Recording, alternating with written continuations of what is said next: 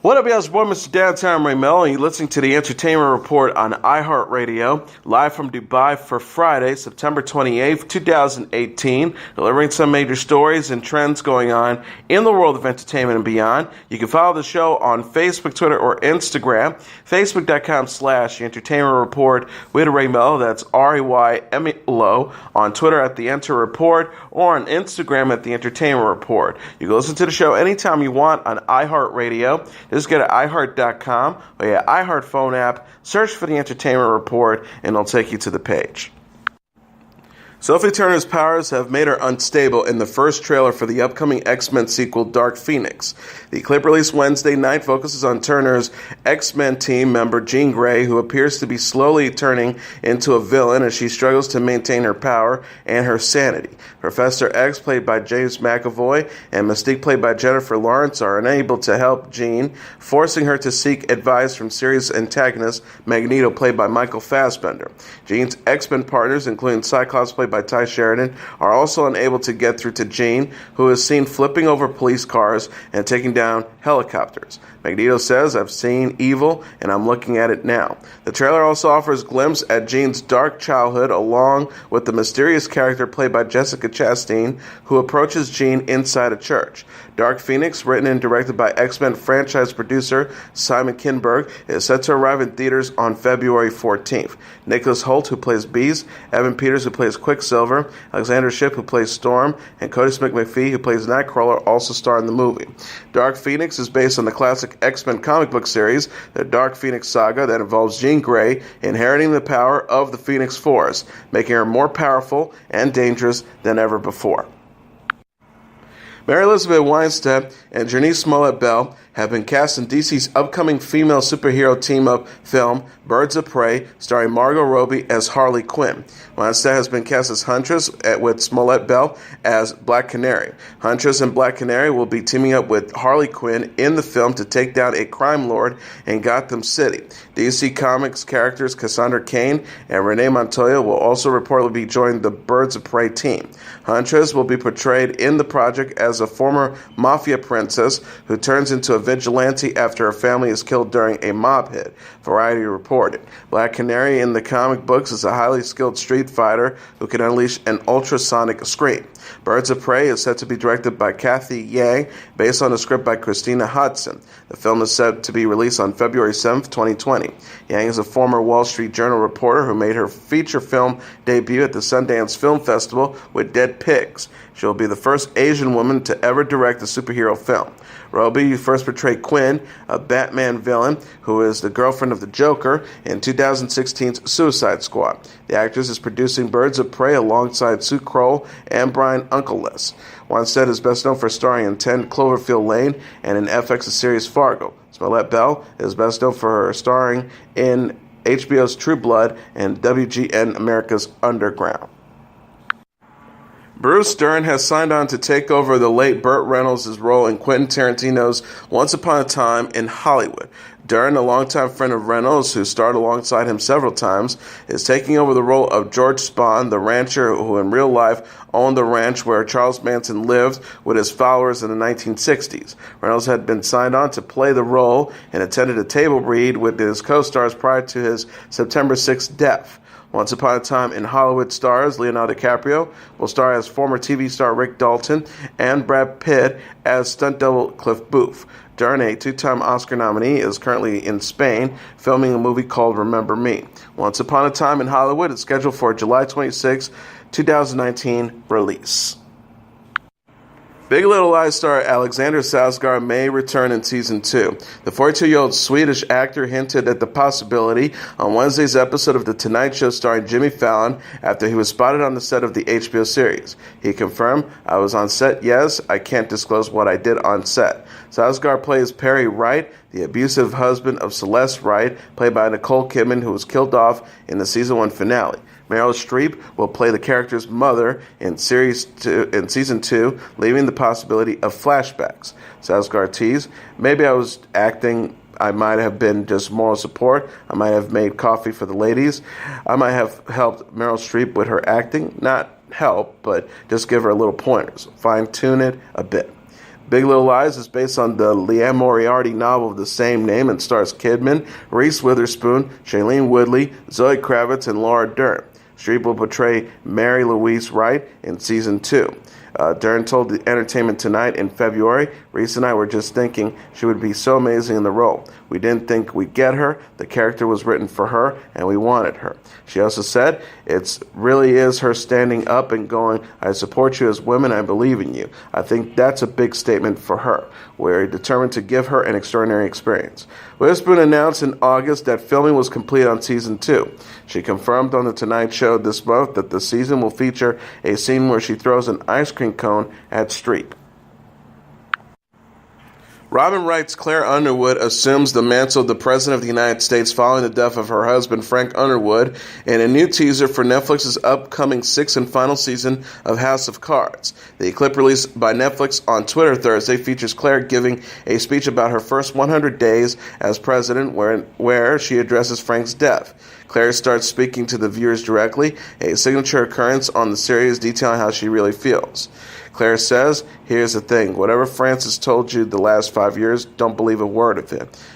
Using Frank's real name. It's going to be different for you and me. Frank was portrayed by Kevin Spacey. His character was killed off after the actor faced sexual misconduct allegations. Claire, arguing with series newcomers Diane Lane and Greg Kinnear, standing up to the Russian president and surviving in an assassination attempt, are also featured in the trailer. House of Cards Season 6 is set to debut on Netflix on November 2nd. Michael Kelly, Jane Atkinson, Patricia Clarkson, Constance Zimmer, Derek Cecil, Campbell Scott, Boris McGiver, and Cordy Fenn are also set to star.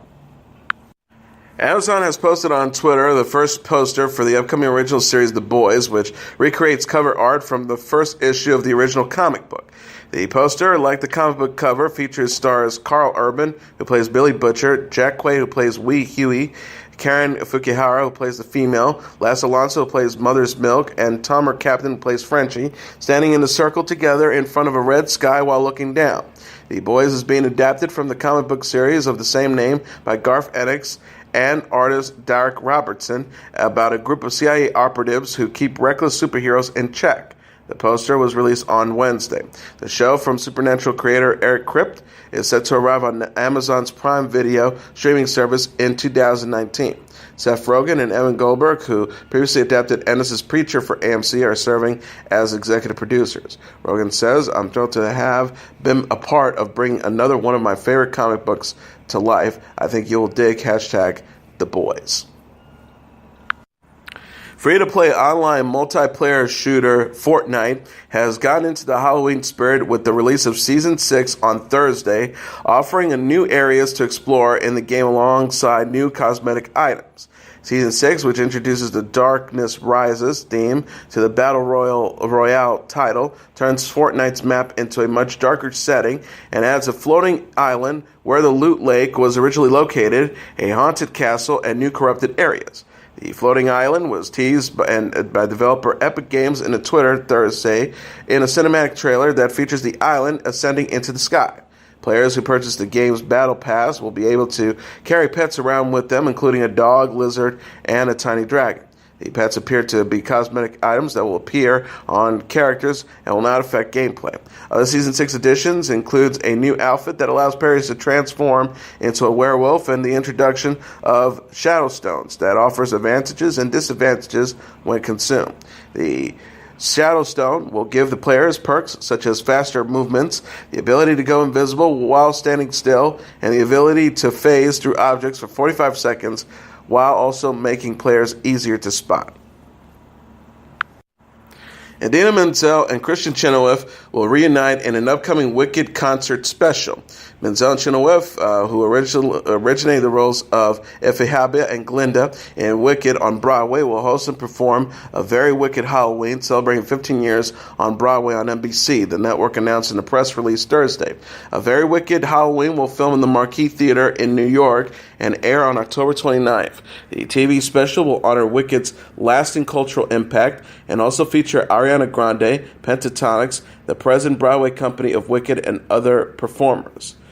NBC's entertainment EVP of special programmings and late night, Doug Vaughn, said Wicked is a blockbuster and musical playing all over the world and still selling out night after 15 years on Broadway. And we're thrilled to be partnering with Emmy and Tony-winning producer Mark Platt and the entire Wicked team to celebrate the enduring success of this film.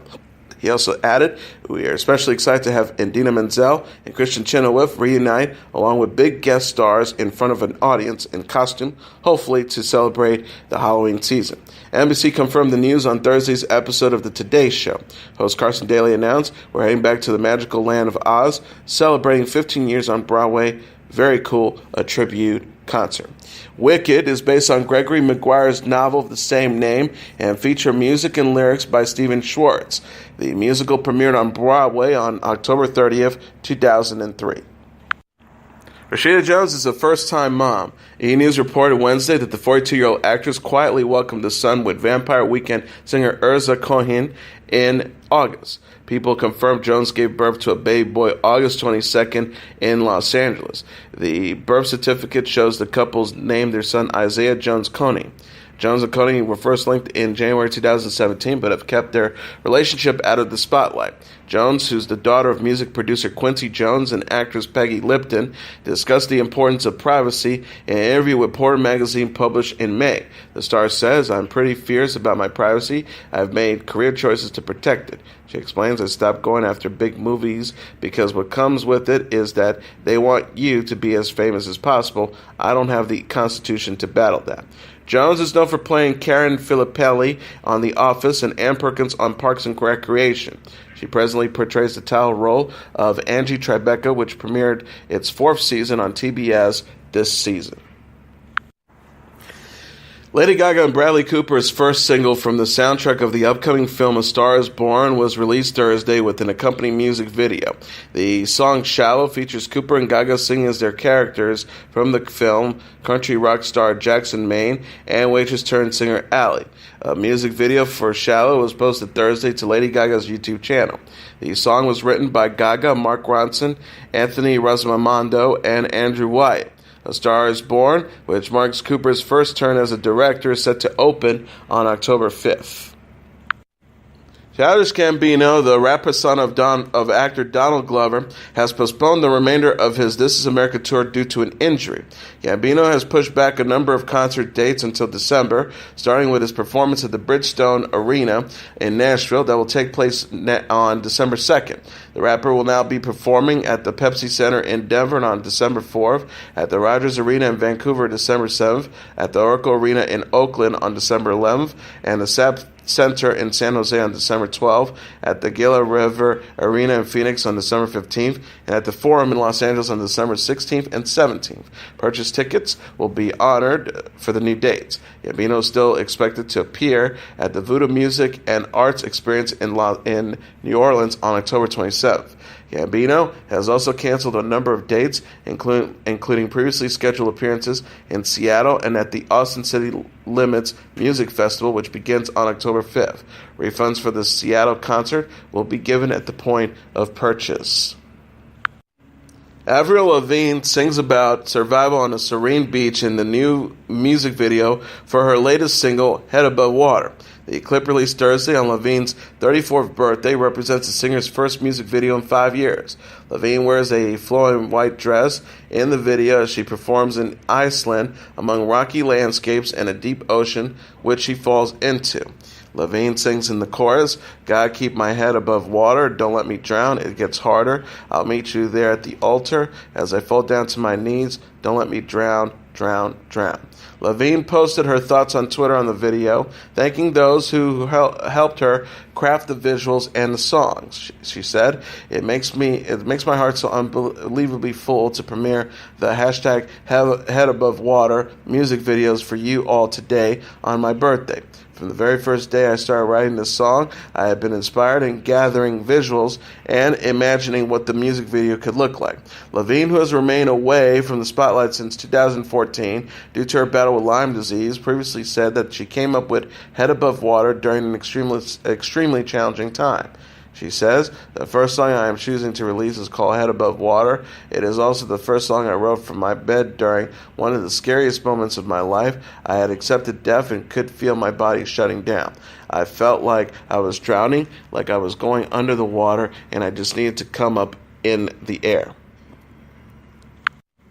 Lil Wayne announced that his long-in-development album, The Carter 5, will be released on Friday, a day after his birthday. Lil Wayne made the announcement in a video on YouTube Tuesday that shows the rapper walking through his recording studio.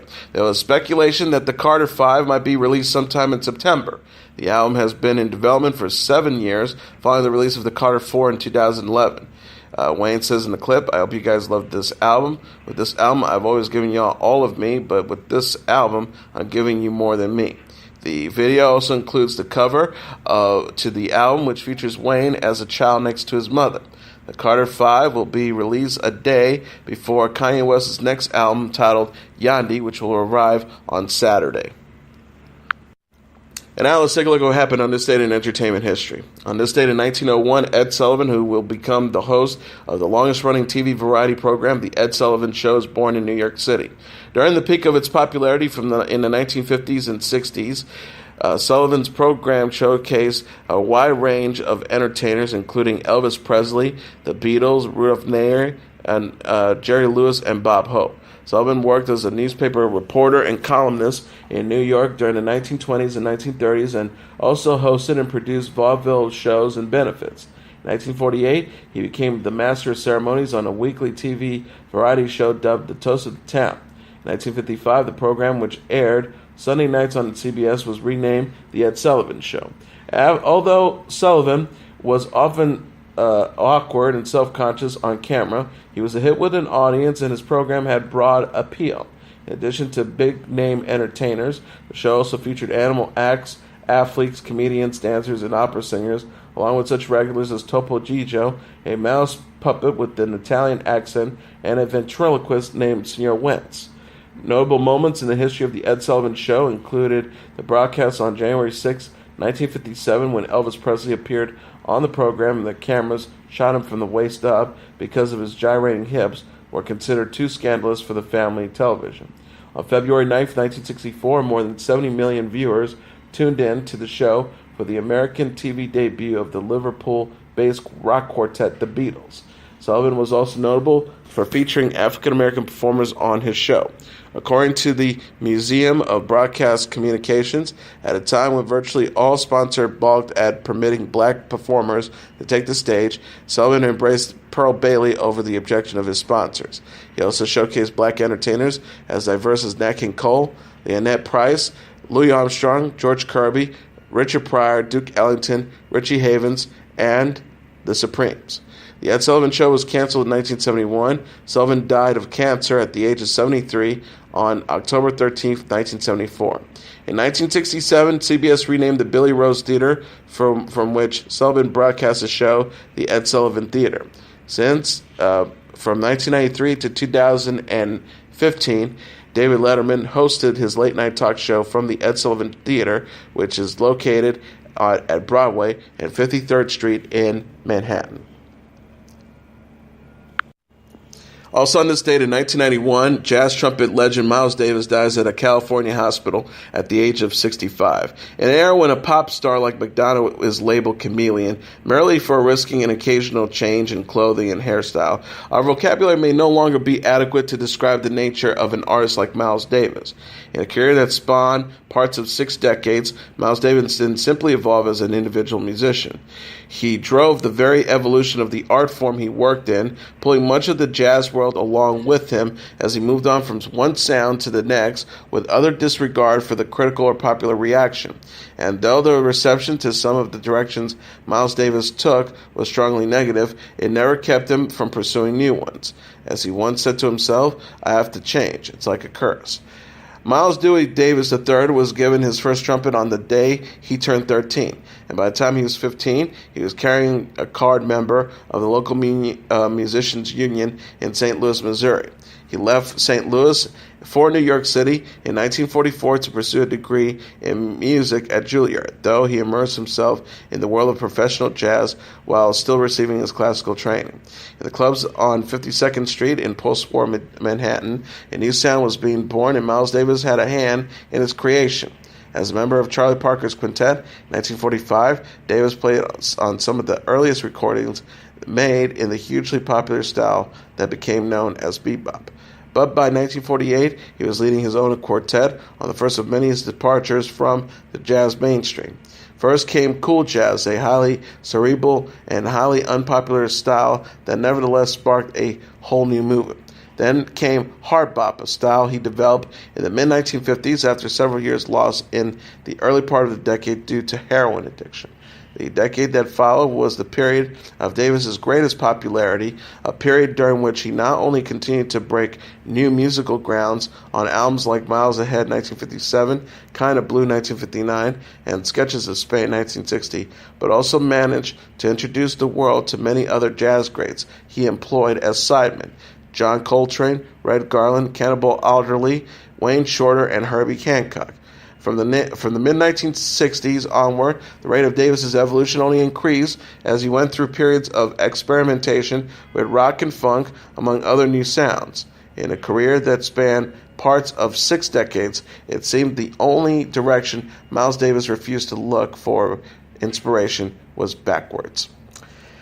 And now's your entertainment report for Friday, September 28th, 2018. I'm your host, Mr. Downtown Ray Mello. I'll be back on Monday to deliver some major stories and trends going on in the world of entertainment and beyond. You can follow the show on Facebook, Twitter, or Instagram. Facebook.com/The Entertainment Report with Ray Mello. That's RAYMELO. On Twitter at The Enter Report, or on Instagram at The Entertainment Report.